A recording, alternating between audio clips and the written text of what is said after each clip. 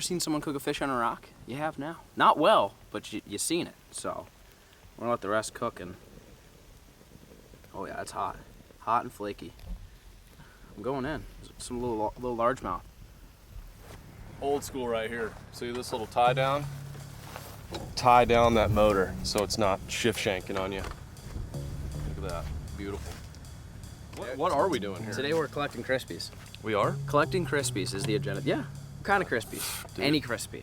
All Crispies. All day, every day, I'm down to collect. You're down to collect. Down to collect. Brackley and I are on a Crispy collector mission. That's why we've got the Crispy collector, right? All right. That's why we brought the dangler. Yeah, there's a couple of ponds out here, lakes, I guess you could say. Yeah. This one behind us is full of bass, but there's a lot of small bass that need to be Too many. eradicated. So It's a big word. it is. I don't know what that means. I assume dispatched. See, I'm on that dispatch grind because of trapping. So for those of you trappers, or that's not really a trapping term, but you guys can. Either way, basically, when you're managing a pond or a lake like this, got millions of fish, you gotta take out the little guys. Meaning, collect some Crispies. That's what we're doing today. We're gonna go out in the Crispy collector. I've never been on it, so I'm excited. This is like my speed. This is when everyone's like, "What's your dream boat?" This right here. This is my dream boat. I love it.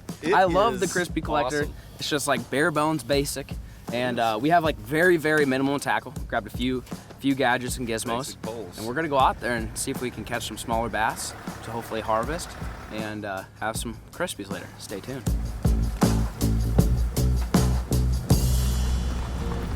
Come on, Crispy.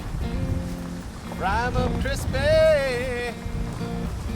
Little down home country bass on a little stick with a little fire. Give me that Crispy. Come on, Crispy. Like button, y'all. Get it in that grease and give me the Crispy. Be here all night. Oh, wow. You feel it. You feel the wind in this little guy here. You also feel the vegetation you get hung in. First cast, Flair. So right now I'm feeling right at home, okay? My boat, pretty much same size as this. A little aluminum, and yeah, normally I fish 2-3 dudes out of it, so it's one of these things where if I walk over here, Oh! yeah, see what happened? Daggum! Yeah, see, Rackley about just fell over, and it went swimming. Probably should have warned before I did that, but so we all have to kind of give it one of these, like you're straddling like a horse or a bull. You're riding a bull like this, right? You gotta do that in the middle. Everybody's gotta do the same thing. If one person goes off one side, we all fall in. So hopefully that don't happen. It's all about communication. Communicate. Let your partner know what you're doing. Team bonding, team building. Slow and steady.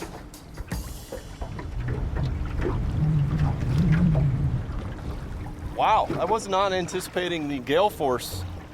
Oh, right there at the boat. And we got, this is a Crispy for sure. Oh yeah, that's perfect. Oh man. Shoo! Look at that skinny guy too. Probably fighting over food down there. See that? Big head, little body, nice tasty little fillet.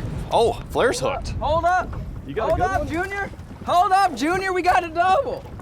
There we go. Oh yeah. Woo! Skinny as can be. I Get him told in here. you. You bring me, and we got it done, boys. That's 2. Look at that. That's exactly the kind you want to take out, okay? Small, aggressive. They're gonna be a little bit stunted if you got a lot of them this size. Perfect for the frying pan. Bingo. In the box.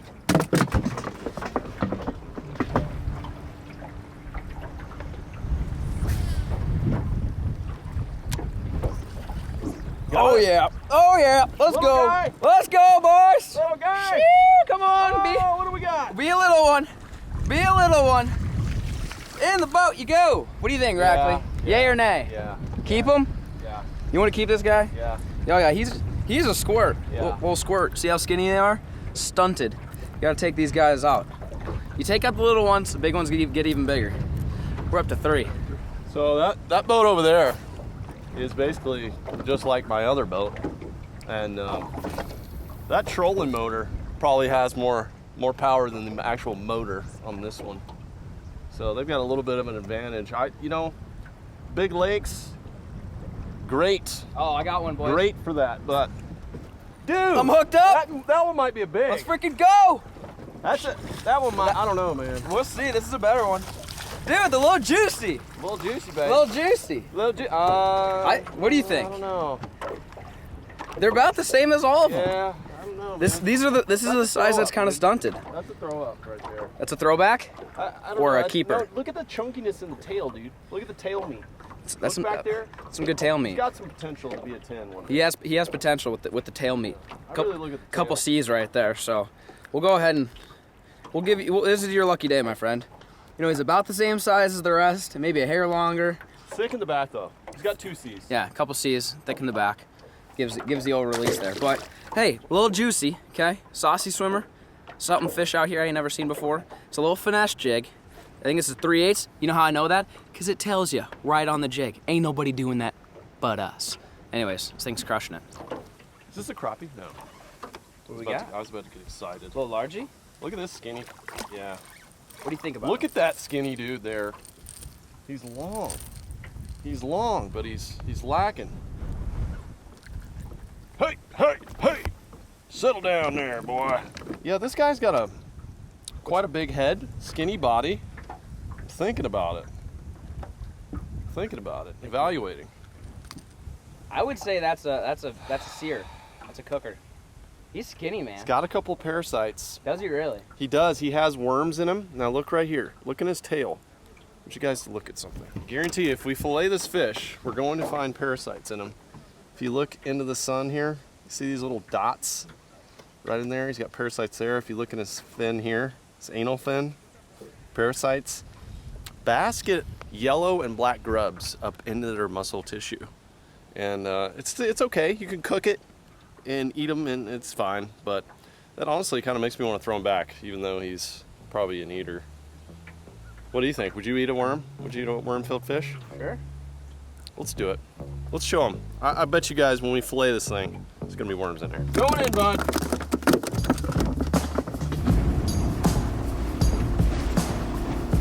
Well, we are now off the water.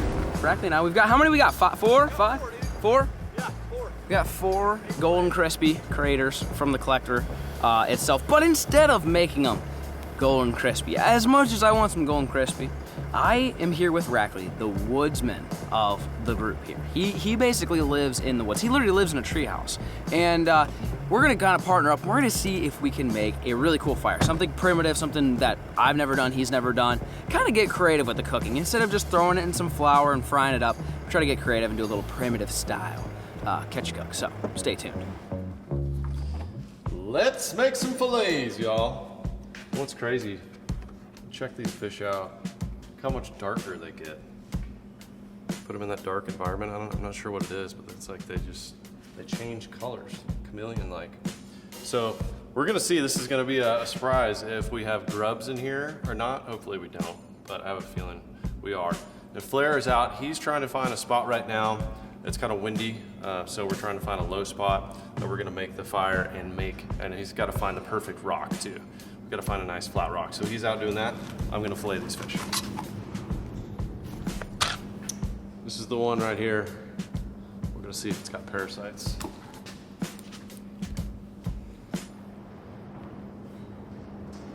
So we got one right in the tip of the tail there. It's a little parasite. Pop him out.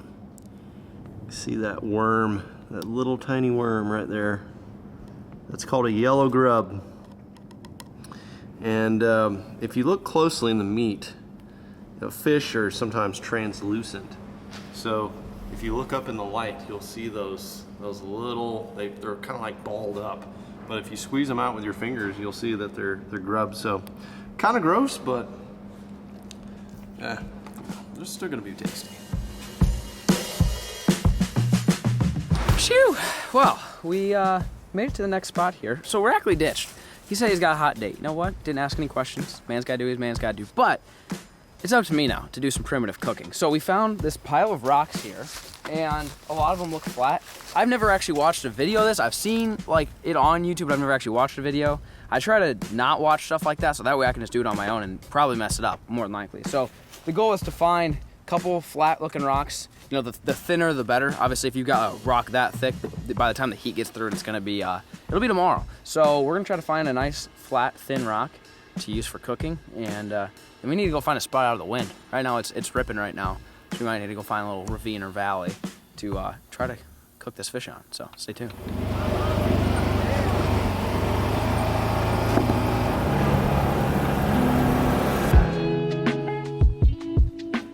We made it down this little ravine. As you can tell, it's a lot of comber down here. So we picked up a few rocks. This being the one I think we're gonna cook on. It's not super thin. I'd probably want it to be a little bit thinner, but it is, in fact, flat. So I think basically what we're gonna do is make a little oven. This is gonna sit on top of it, lay the fillets out on this, and gets cooking. So first things first, we gotta make the oven. Actually, I'm gonna start with some bigger rocks. Start with some bigger rocks as a base. Some of these bigger ones. This, and you just kind of stack them. And you're gonna make this little U-shaped configuration in order to kind of block the wind and just make a little oven of sorts. A little kindling here. We have to go gather some firewood too. And we also have a flint, but there's a 0% chance I'll actually get something started with that. So we brought a couple of backups as well. But I'm gonna go ahead and get this little structure made and see if we can start a fire.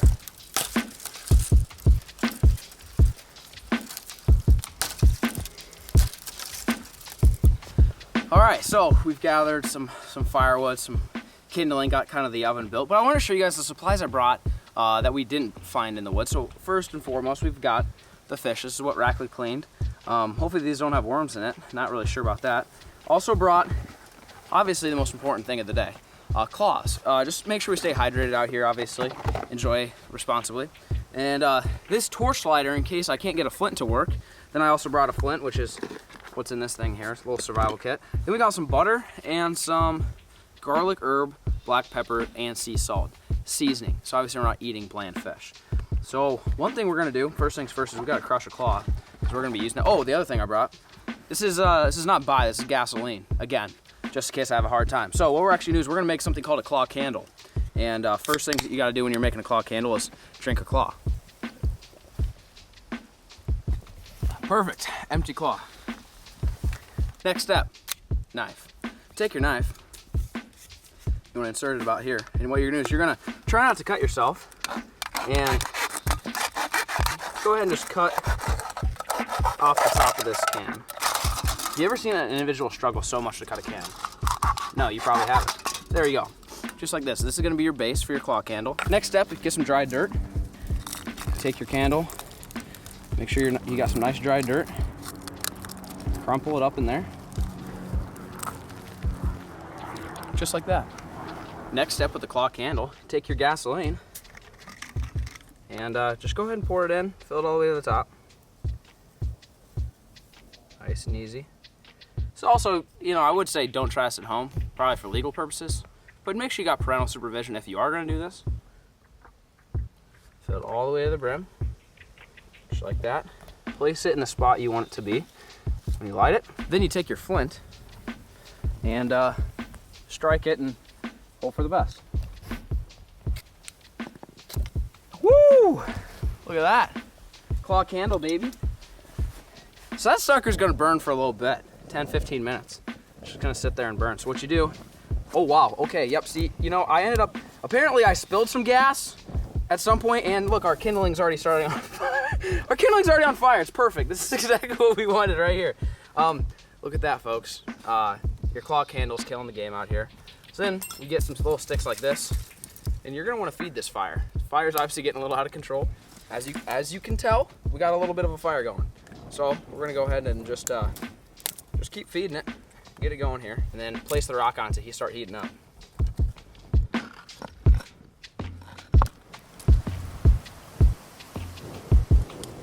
I'm adding some rocks to control the oxygen. So you can basically control how hot it burns or how slowly it burns. Right now it's burning really hot. So I'm building rocks around it to keep the oxygen level a little bit lower so I can get a chance to kind of feed it, burn it up, and then once you want the rock to be hot, you can remove the rocks and get more oxygen in there. We've been letting it heat up for about 10-15 minutes now. Let's see what happens. Oh yeah, it melts just like butter. Look, oh God, look at that. She's steamy. Woo, it's getting hot. You can also tell what part of the rock's the hottest when you do this. Like over here, ain't that hot. Right in the middle there, steamy. Absolutely steamy. All right, here we go. Woo! Frying fish coming in hot. Oh, back that guy up a little bit. We're getting crazy out here. Brackley's missing out. This would be the best golden crispies he's ever had.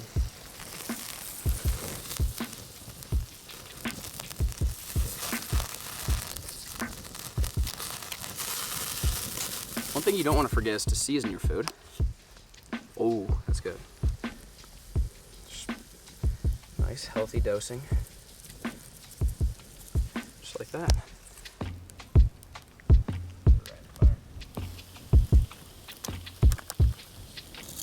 But this is primitive. Look at that. You ever seen someone cook a fish on a rock? You have now. Not well, but you've seen it. So we're gonna let the rest cook and oh yeah, it's hot. Hot and flaky. I'm going in. Some little largemouth. Oh yeah, definitely cooked. You wouldn't even know it's cooked on a rock. That's actually really, really good. This has worked well. I mean, I don't know if I showed you guys this, but I put a little rock over here, even in front, to where it's almost like an oven. I mean, it's just this little incubator, and there's a little wind tunnel from right here. Kind of blows the wind this way, but it mainly blocks it, and that way you can kind of control it and put a little rock in front. You just gotta keep feeding it, keep feeding it. This is good stuff. This is all perfectly well-cooked fish. Fresh off the rock. Hey, largemouth ain't bad either. For those of you guys that hate on largemouth eating, you know, sometimes it's appropriate. When you're trying to manage ponds like we were today, taking out little guys. You know, 12 is like kind of the number. 12 and less. You know, some of the ones we caught today maybe were 13, maybe 14. But you want to look for the ones that got good genetics, just like we were talking about. Brackley and I having kind of a thick tail. If it looks like it's got a big head, skinny body, probably not that great. And those are the ones that you want to kind of take out and manage. Also, it'd be a really good idea for you guys to contact your local game warden or DNR officer and get their advice on it, because it's not like we know everything. And get their personal opinion on it. If you guys are really serious about managing ponds and lakes and stuff like that, always get professional advice. But I'm pretty happy with this. Boom. Perfect. Well, we're gonna take some of this fish to Kendrick, Manager Matt, and AP Basson. They're out doing their own adventurous things. Little do they know we just cooked a bass on a rock, and we're gonna see what they think test-wise, because obviously I like anything. If you guys watch my channel, I eat literally anything, possum, anything like that. So I'm not really a credible food critic, but AP and Kendrick, they'll tell you the real deal if it's good or not. So we'll see you inside. Hola, amigos. Hey there, bud. How's it going? We got fish for you to taste. Have you tried it? Yeah, fish in a bag. It's cold. Sorry, I didn't have a microwave out there. What do you think? What are we dealing with? What kind of fish? I don't know. What do you think? Yeah, I know exactly what fish is. Tastes like nice white crappie. No, that's bass.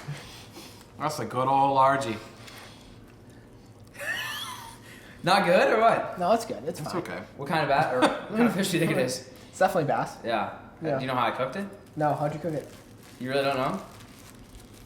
Or do you know? I heard there was a wood stove or something in the woods, like on a rock or something. I built a rock stove and then built a fire under the rock and cooked on top of the rock. Holy cow. Yeah. I literally had one thing of seasoning. It's not like I seasoned it to perfection, but as far as cooking wise go, not bad for a rock, huh? Anyways, folks, well, you got the approval.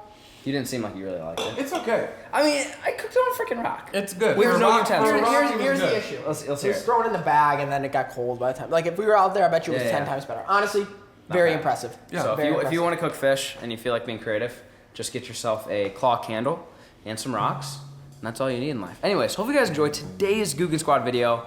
I'm kind of upset that Rackley wasn't here. He went on a hot date, I guess, is what he told me. And then he just left. And then he left me to be in the woods with rocks. He gave us a call and he was very excited about his whole night tonight. He's going out with Steph and it's going to be a good time. So He abandoned me. But it's all right. You know, I understand. It's understandable. Hopefully you guys enjoyed today's Googan Squad episode. Thank you so much for watching, and peace.